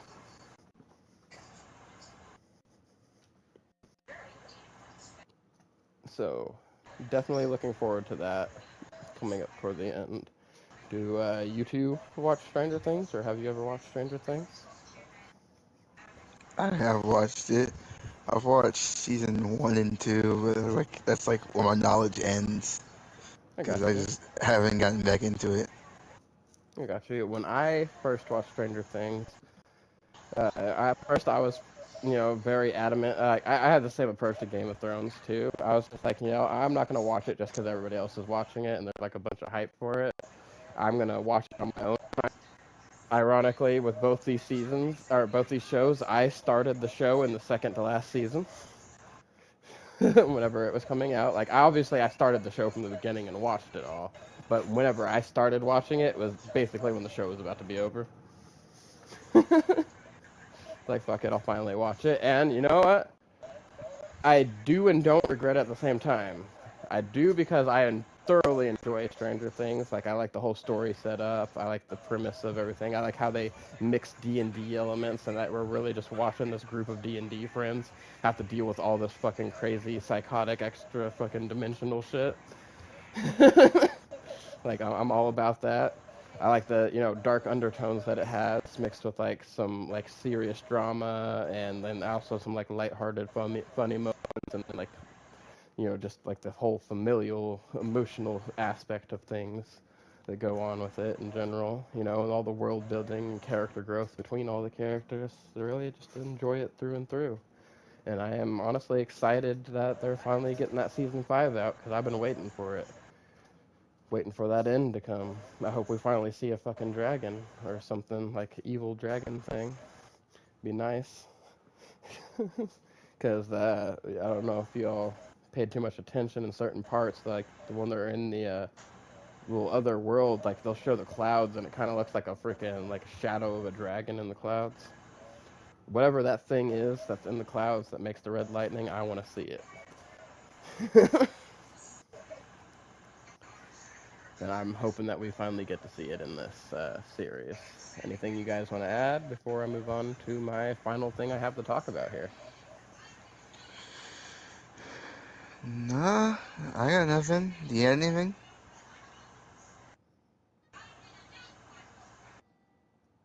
Matthew's the silent. I don't know if he's still with us or not. Matthew, are you there? All right, so I'm going to take it as Matthew's not here. Moving on. So my final thing to talk about is I've been reading the Absolute series of comic books here as they've been releasing, right? And I want to some crazy shit going on in Absolute freaking Batman in general. So over the last, mainly just issues, little teaser pictures and stuff. So You're breaking up. I can hear you breaking up actually too. So I don't know what's going on with that. Or you're I might be fine right now. I might be too far away from my freaking PlayStation, or it was having like a weird communication thing. I don't know. It is PlayStation chat. Anyway, as I was saying, been reading Absolute Batman, and in the last issue that I read, they introduced Absolute Bane, right? Who was this big hulking monster of a man already. And while Batman's fighting him, Batman starts talking some shit, saying like, also, I want to put it in perspective. If any of you haven't read Absolute Batman, this version of Batman didn't start out with money. He was kind of broke. He's a little more rough. He's a little more violent, if you could imagine that from Batman. And also, he's like fucking 6'8". He is the tallest version of Batman we've ever. Bro is a fucking monster in his own right. And Bro's a unit. yeah, and the new Bane makes him look tiny. Okay. And if that wasn't bad enough, while he's fighting him and talking shit, he's like, "Yeah, man, you have such a big advantage because you're all juiced up over there." And he said, "What? You mean my venom? I haven't even used it yet." Turns that shit on and turns into a literal fucking kaiju. Okay, like this man like triples in fucking size. Well, that was already massive, and looks like a literal fucking monster that you'd be needing a fucking mech suit from fucking Pacific Rim to fight. Uh, like, motherfucker is huge. And if that wasn't terrifying enough, apparently in the next issue we're getting Killer Croc, and from what I can tell from the picture, his new design is absolutely terrifying. Like he has teeth going from his mouth all the way back down his neck, and that shit just opens up into a giant mouth. Bro is just 100% pure nightmare feel. Honestly, all of the villains that we've been coming across that are reimaginings of the old villains, because what the Absolute Universe is apparently a universe created by Darkseid that's supposed to have no hope. It's supposed to be basically breaking down and destroying all the heroes that we know, and like making a darker version of the universe. So everything here is different and reimagined. Like, for example, Mr. Freeze looks like an eldritch abomination. Like, he looks like something that would straight walk up out of a horror movie, and he's not the original guy that we know as Mr. Freeze. He's actually the son of the guy that we know as Mr. Freeze, and he, in trying to cure both of his parents' illnesses, turned himself into some kind of monster somehow. And it's honestly absolutely terrifying. He spreads out some kind of plague out of his body when he touches people that like freezes stuff. That's fucking insane, right? And as I've been following the story, things have just been getting crazier and crazier. Like, the Joker in this world is still called the Joker, but not because he jokes, because he kills people that cracks jokes. Because he's always, like, this is a more serious version of him. He's not the same Joker we know about. He's actually kind of fucking intimidating and scary. Like, the other one does have his own intimidating and scary moments, but this guy, like, is all about being intimidating and scary. So he kills anyone that cracks jokes. Like, you know, like, what I heard, like, from, like, because everything, he's been in the background, he hasn't been in the forefront of the comics yet, but every time it shows his group and they're all, like, talking about rumors from him, like, one of the first things they're talking about, they're like, hey, man, you be careful, because, like, somebody tried to say something funny. He's like, man, if he heard that, he probably would fucking shot you. He's like, this guy the other day made a joke, and he just fucking beat the fuck out of him right there. And used him as an example, right? So, like, I'm wondering what his whole backstory is going to be there. And he also seems like he has money, so it kind of seems like it's a little bit flipped from, like, the universe we know where, you know, Bruce Wayne has the money and the Joker's kind of, like, bringing up all this shit together while he's broke. And we let Austin Matthew all together. Alright, bro dipped out before we finished. Anyway, that was pretty much it. I can't really think of anything off the top of the head that I can really think of off the top of my head here. And, you know, we're going to go ahead and close this up, and I will invite the other account, Matthew, as soon as we close this out here, because I'm going to go ahead and move on to another game for a bit until, you know, we get into whatever we're going to do later. Actually, I'm thinking I might just, if you're down, Mahari, might play this for a little bit. Either that or I'm going to go grind out the raid on Xenoverse and get my fucking 3,500 points for the week real quick. I'm down for whatever. Alright, bro. Are Either you planning way, on streaming or just everybody- playing? Yeah, oh no, I'm going to stream. I was just trying to Okay. end this so we can move on to a real stream so we can just talk about whatever and do whatever. Because I'm pretty sure we got through all of our talking points for this week. Can't think of anything else to add. Right? Oh!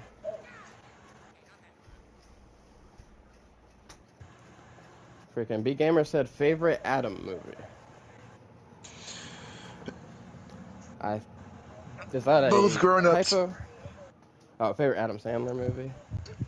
Okay, yeah, honestly, that threw me off for a minute. I was like, what does he mean by favorite Adam movie? Look, So my favorite Adam movies, like, if I was gonna give you like my top 3, would be Happy Gilmore, Billy Madison, and That's My Boy.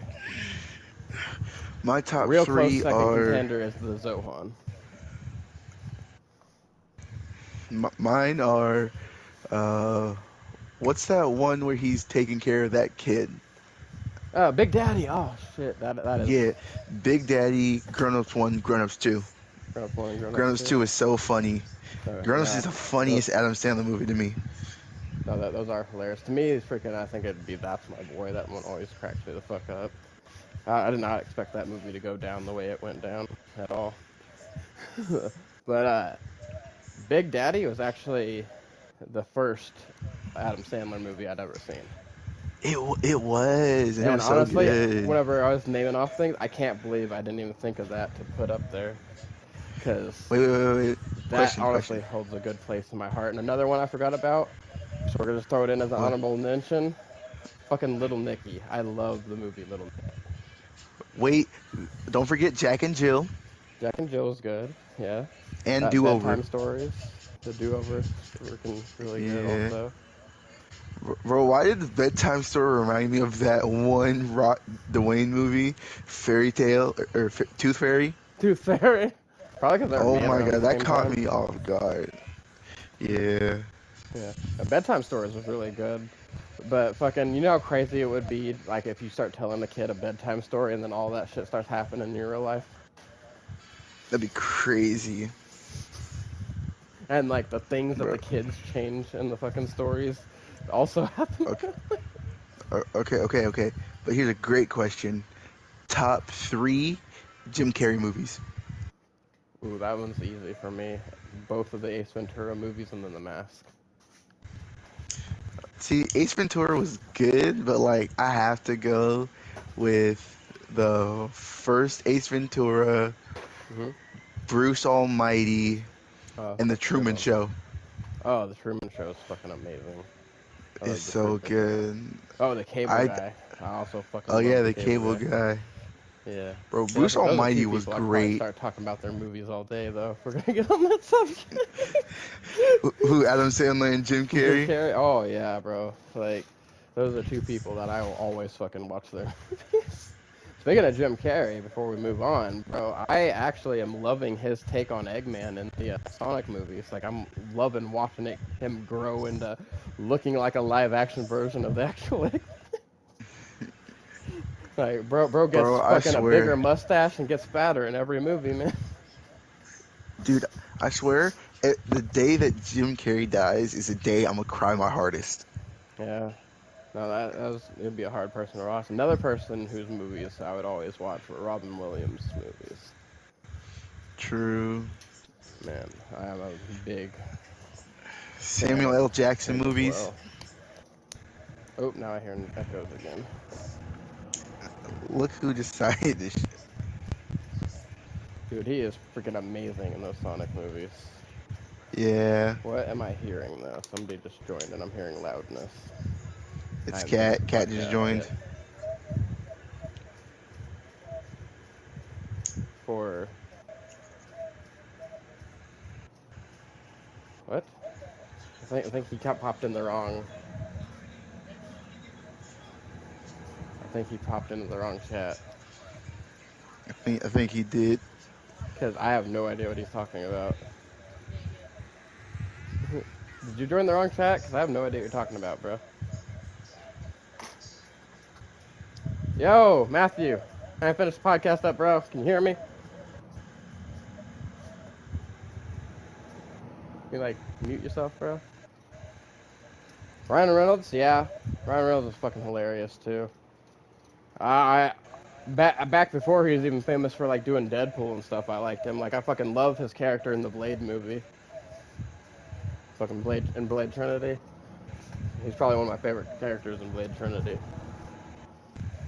But anyway, guys, even though Matthew's being super rude right now and having a whole ass conversation while I'm trying to end my stream for my podcast, thank you all for watching. If you haven't already, please hit that like and that subscribe button. And I will be streaming again here very soon. I'm just going to eat me something real quick. And hopefully, next week we have Kat back, our co-host, so we can talk about some of the other stuff that I want to talk about this week. But I had to cut it off the list because Kat got super busy. Anyway, thank you all, and have a great morning, afternoon, or night, depending on what part of